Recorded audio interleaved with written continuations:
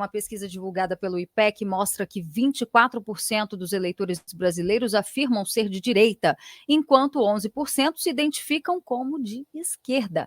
O levantamento aconteceu no início de março e tem margem de erro de 2 pontos percentuais. De acordo com os resultados, 20% dizem ser de centro. Se considerarmos aí as duas porções da escala, 45% se posicionaram como eleitores mais à direita, enquanto 21% se colocaram mais à esquerda. O IPEC, que realizou essa pesquisa, ouviu 2.000 pessoas com 16 anos ou mais em 35, aliás, nada a ver, gente, em 130 municípios brasileiros. Agora sim, entre os dias 1º e 5 de março deste ano, o nível de confiança do levantamento, segundo o IPEC, é de 95%. A margem de erro é de 2 pontos percentuais. Cogos, quero saber, primeiramente, qual é a sua avaliação sobre as pesquisas, né? O que você acha dessas pesquisas que são feitas? Mas, em se tratando de um resultado onde dizem que a direita é maior do que a esquerda aqui no Brasil, vale lembrar que uns 3 anos atrás, jamais uma pesquisa como essa apareceria assim, seria divulgada? É interessante que há um tempo atrás, talvez esses nem fossem os índices, porque as pessoas tinham vergonha de falar que eram de direita. E isso foi trabalhado na mídia, na imprensa, nas escolas, nas faculdades, de forma que fosse feio falar que era de direita. Só que hoje, ser de direita virou a verdadeira restauração da cultura humana, porque a esquerda foi para muito além do que seria aceitável pela lei natural. A esquerda agora tenta destruir a família, tenta dizer que homem não é homem, que mulher não é mulher, está se mostrando ditadora, censuradora. Isso sempre aconteceu ao longo do século XX, é verdade, né? O nacionalsocialismo, o nazismo é de esquerda, o comunismo é de esquerda. Mas as pessoas viam na social-democracia uma alternativa a isso, uma alternativa aos regimes totalitários. Então as pessoas associavam ao longo do século XX a esquerda ao totalitarismo e viam a social-democracia como uma alternativa. Agora, ficou muito claro que essa social-democracia, esse liberalismo globalista, é mais do mesmo. É só um socialismo fabiano. É só uma tentativa de solapar aos poucos os fundamentos da sociedade. Ao longo do século XX, a humanidade foi completamente esmagada pelas ideologias totalitárias da extrema esquerda. O marxismo, né, o que aconteceu na União Soviética, na China maoísta. E as pessoas viram a social-democracia, a teoria liberal aplicada pelos blocos globalistas, como uma alternativa a isso. O FMI, a ideia dos Estados Unidos e do modelo europeu, tudo isso parecia ser uma alternativa à destruição causada pelos regimes totalitários, nazismo, comunismo, socialismo. Mas no século XXI, isso se mostrou uma falsa alternativa. Era só mais um estratagema de um socialismo fabiano para solapar aos poucos os fundamentos da sociedade e levá-la para o mesmo lugar que os regimes totalitários, para o mesmo buraco. Então é interessante que os países que passaram pelo comunismo no leste europeu, hoje eles têm repúdio pelo comunismo, com razão. Ao passo que a Europa Ocidental, por exemplo, ainda cai nessa armadilha de defender a censura, de defender o fim da propriedade privada, só que tudo isso trabalhado com um marketing superior da social-democracia, como se isso fosse necessário para que a sociedade fosse regulada pelo governo e não pelo mercado, enfim. Hoje as pessoas estão começando a enxergar que a social-democracia é o mesmo problema disfarçado de outras cores. Então há um movimento espontâneo, de baixo para cima, de restauração de valores conservadores, tradicionalistas, antirrevolucionários, que nada mais é do que a manifestação da lei natural impressa no coração dos homens, como disse o apóstolo Paulo. É a família, a pátria, a propriedade privada, tudo aquilo que nos faz humanos. Então hoje as pessoas estão se identificando com a direita porque a direita é a verdade, a direita é aquilo que nos torna humanos. A direita é intuitiva. Quando existe ainda a tecnologia das redes sociais, que fez com que durante muito tempo a informação se descentralizasse, entre os anos 2005 até agora, as pessoas perceberam, olha só, eu sou de direita e não sabia. A Bárbara, por exemplo, do Te Atualizei, veio falar verdades de uma maneira didática E as pessoas falaram, é isso mesmo, se identificaram com ela. Então, esse discurso que antes não existia, porque havia um monopólio dos aparelhos gramscianos na social-democracia, ele vem à tona com pessoas independentes comuns falando a verdade, pessoas de bem. Então agora as pessoas se sentiram livres para falar, eu sou de direita.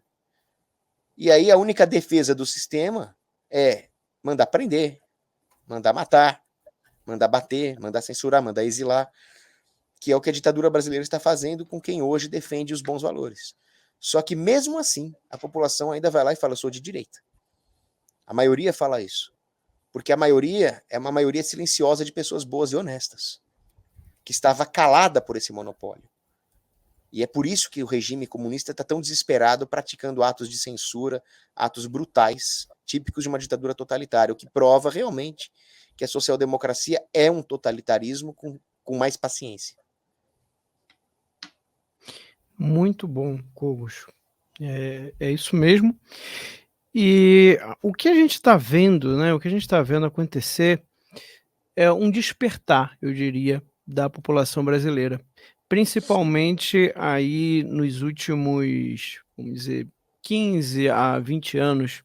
Eu acredito que o professor Olavo de Carvalho tenha tido uma contribuição fundamental em relação a isso. Eu gostei muito de uma coisa que o Cogos falou, questão de que, olha, talvez se fizesse essa mesma pesquisa 20 anos atrás, ela seria diferente, mas não porque as pessoas não eram de direita, mas porque a direita era algo mal visto, né? A direita estava demonizada pela mídia, pela academia, ainda é. Só que agora apareceram outras vozes, apareceram vozes dissonantes, vozes mostrando realmente o que é a direita. E aí, quando as pessoas começam a ouvir, acontece esse fenômeno que o Kogo já acabou de explicar. Ela se identifica. Ela, caramba, é isso que eu penso. Né? E tem uma coisa também da espiral do silêncio, porque todo mundo pensava isso no Brasil, mas como só via na televisão falando o contrário daquilo, todo mundo ficava com medo de falar. Né? Vai ver que só eu penso assim. E aí, de repente, alguém tomou coragem, como o professor Olavo de Carvalho, falou publicamente, aí todo mundo, eu também acho isso. Cara, você também acha isso? Acho, eu também acho. E aí, de repente, as pessoas começaram a descobrir que elas eram maioria. Que, na verdade, era uma minoria barulhenta, que controlava os meios de comunicação, que estavam tentando impor uma visão de mundo que não é a visão de mundo que o brasileiro médio, né, na sua maioria, tem. E isso até hoje. Tá? É óbvio que eles conseguiram avançar bastante culturalmente, mas ainda é a maioria dos brasileiros, sabendo, consciente ou não, tem valores, tem ideais conservadores, tem sonho de ter uma família, né, de casar, de construir uma família, de ter um emprego honesto, de cuidar bem dos seus filhos, de poder educá-los, de poder viver a sua fé. Tudo isso é o conservadorismo. Tudo isso é uma visão de direita, uma visão em que o indivíduo tem autonomia, tem liberdade. Ele não precisa do Estado, né, mandando ele fazer coisas, ou dizendo que ele pode ou não pode fazer.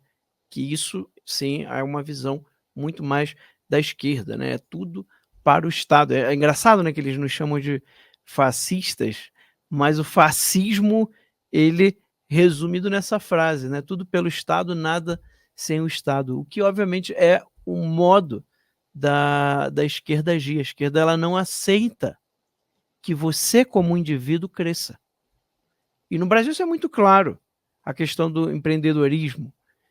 Se você tiver um pequeno negócio aí, né, na sua casa, na sua rua, né, uma barraquinha de cachorro-quente, né, uma vendinha de hambúrguer, de pizza, e aquilo ali começar a dar resultado, e aí de repente você, né, de MEI passou a ser uma microempresa, você vai estar atolado de impostos altíssimos, e aí o que acontece? Você não consegue crescer. No Brasil, que é um país socialista, apesar do povo não ter essa visão, como está bem demonstrado numa pesquisa que é de uma agência de esquerda. Tá? O IPEC é o antigo Ibope, que teve que mudar de nome envergonhado dos erros absurdos que ele fez. Então eu acredito que esses números ainda podem ser muito maiores. Tá?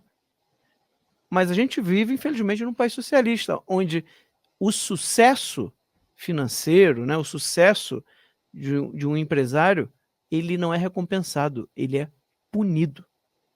E eu digo para vocês, se a gente tivesse um mínimo né, de impostos que tivessem ali realmente uma noção real, né, da realidade do brasileiro, que não fossem exagerados como são, a gente teria muito mais empregos. Eu lembro que o Paulo Guedes comentava isso, né? Os trabalhadores eles têm que pensar se eles querem mais direitos ou mais empregos. Porque hoje, por exemplo, você tem aí cada pessoa que é contratada nesse regime CLT, que eu acho a pior coisa, uma das piores coisas que existe no Brasil hoje, você tem 80% de imposto, né, que o patrão paga ali, ao final das contas, sobre cada uma das pessoas contratadas. Ou seja, é como se cada funcionário valesse por 2 funcionários. Então, isso é o Brasil. Né? Isso é a política brasileira que sufoca o brasileiro e realmente ali deixa ele amarrado, deixa ele acorrentado para que ele não consiga crescer. Quando a direita, né, uma economia mais capitalista, voltada ao empreendedorismo, é o contrário. Ela faz com que as pessoas possam ter mais liberdade, que os seus negócios prosperem, e ela é recompensada por isso. É o que a gente vê nos Estados Unidos, a pessoa enriquece trabalhando. Né? Infelizmente, no Brasil, não é isso que acontece. Gostou desse conteúdo? Inscreva-se lá no canal do YouTube. Tem muito conteúdo legal esperando por você.